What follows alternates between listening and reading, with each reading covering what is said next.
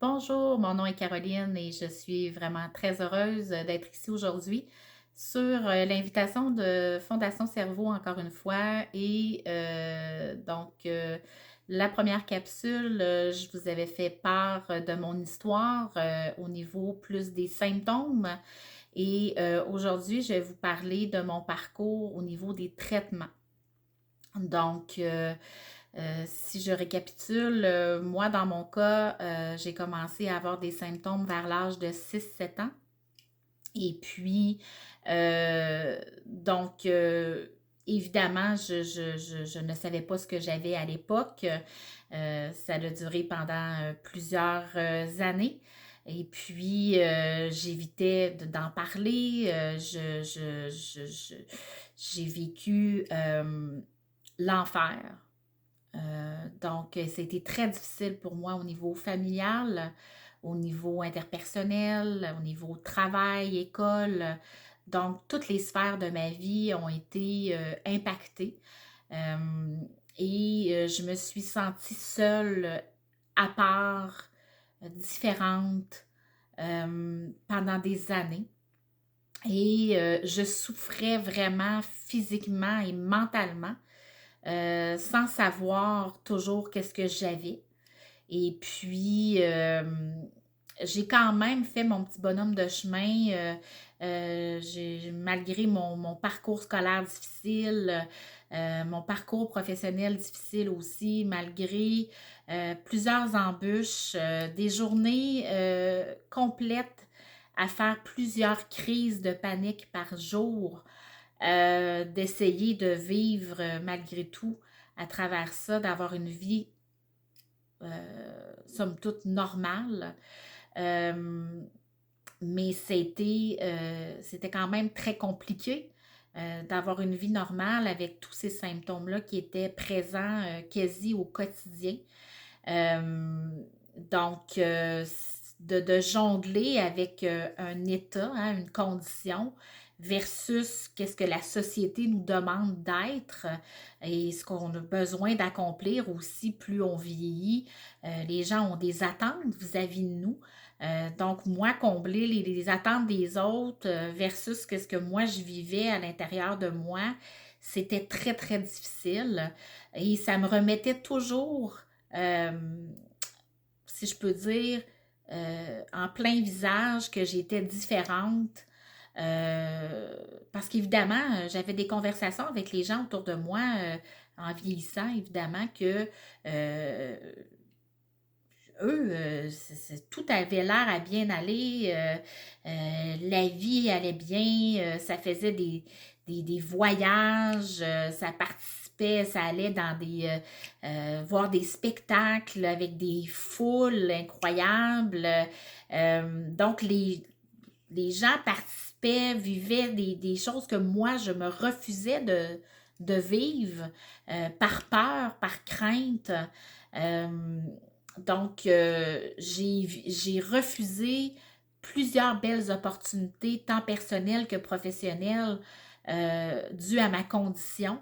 Et puis, avec du recul, c'est sûr que ça m'attriste énormément parce que je suis convaincue que ça aurait pu être évité, que j'aurais pu avoir un tout autre parcours. Évidemment, ils disent qu'il ne faut pas regretter nécessairement parce que, bon, euh, j'ai quand même appris beaucoup de choses à travers ce parcours-là, mais n'en demeure pas moins que ça a été très, très, très, très difficile pour moi. Et puis, j'ai dû composer avec ça toute ma vie. Et puis, j'ai commencé à avoir des symptômes vers l'âge de 6 7 ans. Et la première fois que j'ai eu si je peux dire, un traitement, c'est vers l'âge de 25 ans environ. À l'époque, euh, ça allait vraiment pas bien. Je me suis rendue très, très bas. J'étais plus capable de sortir de chez moi. J'avais perdu mon emploi, encore une fois. Et puis, j'étais pas capable d'aller à l'épicerie, j'étais pas capable de faire aucune sortie. J'avais un amoureux à l'époque, c'était très difficile de lui expliquer ce que j'avais sans lui dire qu'est-ce que j'avais. en fin de compte. Donc, encore une fois, on est dans les mensonges, on est dans la dissimulation, on est dans peu importe. Donc, c'était très difficile. Et puis, un matin, c'est ça, vers l'âge de 25 ans, je me suis levée et là, j'étais plus capable.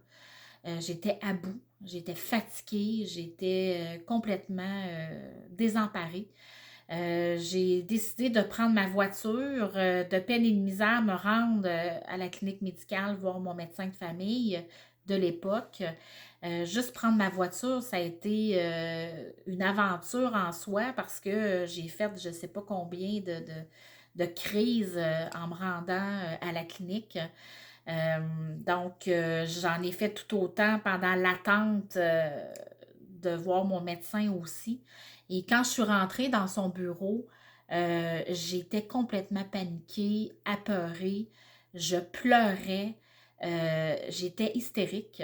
Et puis là, je l'ai regardé puis je lui ai dit, écoute, fais ce que tu veux de moi, mais donne-moi quelque chose, fais de quoi. Euh, Trouve ce que j'ai, donne-moi une pilule, donne-moi en 10, fais ce que tu veux, mais je suis plus capable de vivre comme ça. Euh, j'ai dit là, si tu me laisses partir sans me prescrire quoi que ce soit, moi je sors d'ici, je traverse la rue, je cherche un camion et je me lance devant et puis c'est tout, c'est terminé, ça va s'arrêter là. Donc, mon médecin de l'époque, qui est un généraliste, qui n'était pas un spécialiste, m'a dit comme ça d'emblée, écoute, tu fais de l'anxiété. Je vais te prescrire de la médication. Donc, à l'époque, c'était des antidépresseurs. Donc, on a cheminé là-dedans, trouvé une dose, la molécule et tout.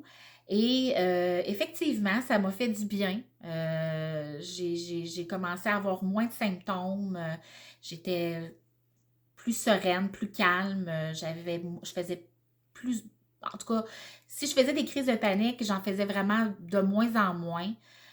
Donc, j'avais une vie plus supportable, mais c'est sûr que j'avais toujours en tête ce que j'avais vécu jusque-là. Donc, de l'âge de 6 7 ans jusqu'à 25 ans. Donc, j'avais toujours peur que malgré tout, malgré la médication, que ces symptômes-là ressurgissent, reviennent. Donc, ma vie, elle était quand même sur pause d'une certaine façon, c'est-à-dire que je ne me permettais pas d'excès de folie. Là. J'acceptais pas plus des postes professionnels qui demandaient un peu plus au cas que. J'acceptais pas plus des voyages ou des invitations qui faisaient que j'étais très longtemps à l'extérieur de la maison. Ça a pris du temps avant que j'accepte ce genre d'invitation-là. Donc, j'étais toujours sur la crainte, sur la défensive. J'avais toujours, pareil, ces peurs-là qui demeuraient malgré tout. Mais c'est sûr que point de vue soulagement, ben, c'est certain qu'il y a eu quand même un moment où ça allait bien. Donc, j'avais un semblant de vie normale avec beaucoup moins de symptômes. Donc, Dieu merci. Euh, dans ma tête à moi, on avait trouvé le bobo, on avait ciblé et on avait trouvé un remède pour m'aider à aller mieux. Euh, Ça a duré quelques années. On a dû, pendant ce parcours-là médical, changer quelques fois la molécule, donc d'augmenter la dose, etc. Mais oui, j'ai eu des symptômes, j'ai refait des crises de panique, je me suis absentée de nouveau au niveau de mon travail parce qu'il m'arrivait d'être complètement paralysée puis d'être incapable de sortir de mon lit. J'ai eu des épisodes d'insomnie quand même, malgré cette médication-là. Euh, mais bon, j'allais quand même mieux si je comparais avec ce que j'avais vécu auparavant. Jusqu'à l'âge je vous dirais, à peu près 35 ans, 36 ans, dans ces eaux-là. Là, on aurait dit que la médication a complètement arrêté de fonctionner. Je me suis mis à faire plusieurs crises de panique. L'anxiété était à son apogée. Euh, J'avais un paquet de symptômes, encore une fois, l'insomnie qui est revenue, je mangeais plus, c'était vraiment, ça allait vraiment pas bien. Donc, ça en est suivi d'une dépression. Donc, mon anxiété était tellement rendue sévère, était tellement rendue incontrôlée, que j'étais devenue moi-même incontrôlable et donc, je suis devenue dépressive par rapport à ça. Donc, évidemment, arrêt de travail, hein. J'avais la chance quand même d'avoir une assurance à mon travail qui faisait en sorte que j'avais un revenu malgré le fait que j'étais en arrêt de travail. Mais c'était quand même un combat, c'était quand même très difficile parce qu'il fallait toujours que je me justifie, que je prouve à mon employeur, à mon assureur le pourquoi du comment, etc. Les rendez-vous médicaux, les formulaires, la paperasse à remplir. Donc, c'est pas une partie de plaisir parce que déjà qu'on va pas bien, déjà que j'ai de la difficulté à vivre avec moi-même et à reprendre le dessus. Il faut en plus que je me justifie auprès de tout le monde et que j'explique et que je me justifie tout le temps, etc. Donc, c'est quand même très difficile à vivre comme période. Ça a duré 2 ans. J'ai dû retourner au travail même si j'étais pas prête parce que, bon, mon assurance se terminait et puis on était rendu là. Donc, j'ai retourné au travail, j'ai continué à faire ce que je faisais. C'est sûr que j'allais mieux que comparativement quand je suis tombée en arrêt de travail, mais c'était loin d'être parfait.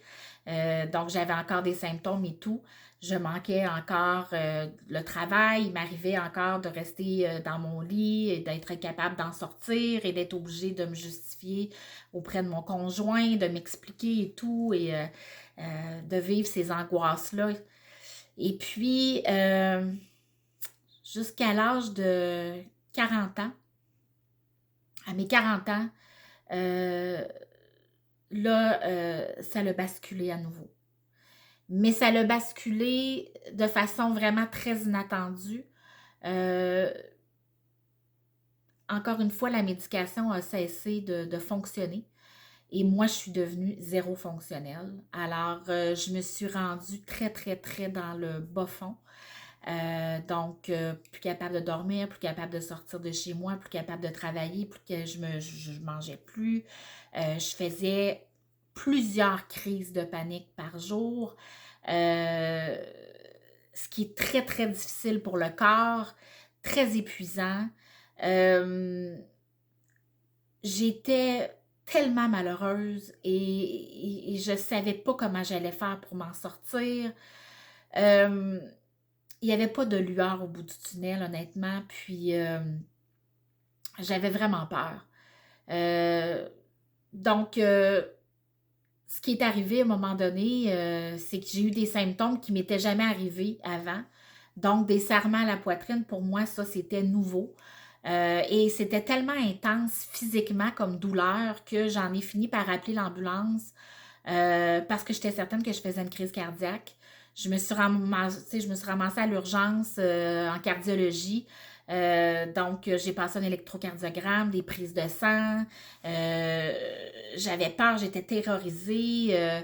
Moi, l'anxiété, avec les années, ça a développé l'hypocondrie. Donc, je suis devenue hypocondriaque. Alors, vous comprendrez que d'être à l'hôpital à ce moment-là, toute seule, à penser que j'étais sur le bord de mourir, j'étais tétanisée.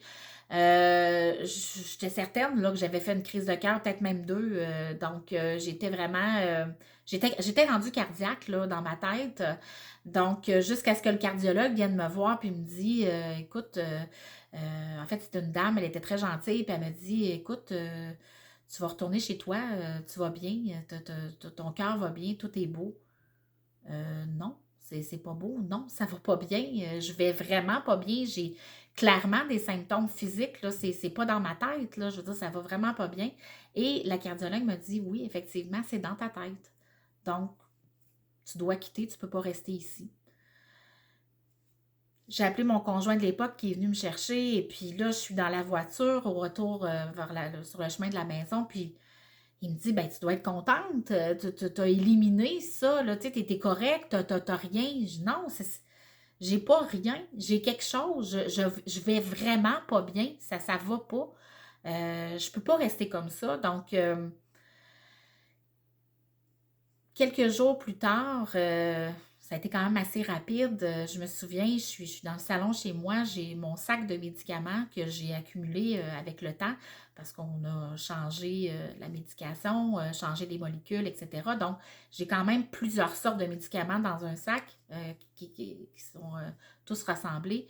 Et je regarde mon sac et je me dis, c'est terminé. Je prends tous mes médicaments, puis je m'en vais. Je voulais pas mourir. Je voulais arrêter de souffrir. J'étais plus capable de vivre avec ces symptômes-là. J'étais plus capable de vivre avec cette douleur mentale et physique. En fait, ces douleurs, parce que j'en avais plusieurs, j'étais plus capable. J'étais à bout, j'étais au bout du rouleau, j'étais complètement au bout. Et l'instinct de survie est arrivé, a pris le dessus. J'ai décidé d'appeler dans un centre de crise. On m'a dirigée, on m'a suggéré fortement, en fait, de me rendre à l'hôpital, à l'urgence psychiatrique, pour mon bien, pour éviter de me faire du mal. Ce que j'ai fait. Cette hospitalisation-là a changé ma vie. Parce j'ai enfin rencontré les bons professionnels, donc un psychiatre. On m'a diagnostiqué, on m'a donné des vrais diagnostics de ce quoi je souffrais et on m'a médicamenté adéquatement. Ce que je peux vous dire, c'est que de l'âge de 6-7 ans jusqu'à l'âge de 40 ans, j'ai souffert. J'ai eu plusieurs symptômes. J'ai été malheureuse. J'ai eu un parcours très difficile. Et ce que je peux vous dire, c'est que je suis convaincue que si j'avais été prise en charge jeune, si j'avais été diagnostiquée dès mon jeune âge, si j'avais été entourée, supportée, comprise, médicamentée adéquatement, si j'avais eu des thérapies, si j'avais été suivie par des professionnels, est-ce que j'aurais voulu m'enlever la vie à l'âge de 40 ans? Je suis convaincue que non. Donc, le message que je veux passer aujourd'hui, c'est de vous dire d'être à l'écoute, d'être ouvert. Sachez que la dépression, l'anxiété, la maladie mentale, c'est pour tout le monde. Ça peut arriver à n'importe qui, n'importe quand et à n'importe quel âge. Alors, il faut être à l'affût, il faut garder les yeux et les oreilles ouverts.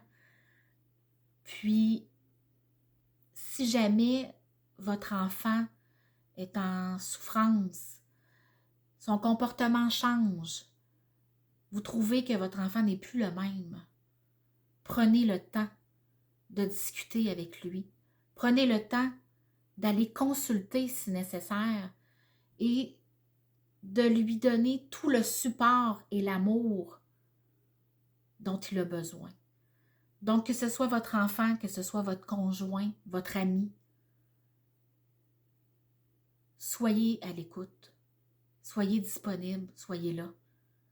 Et, s'il vous plaît, faites-le avec tout votre amour.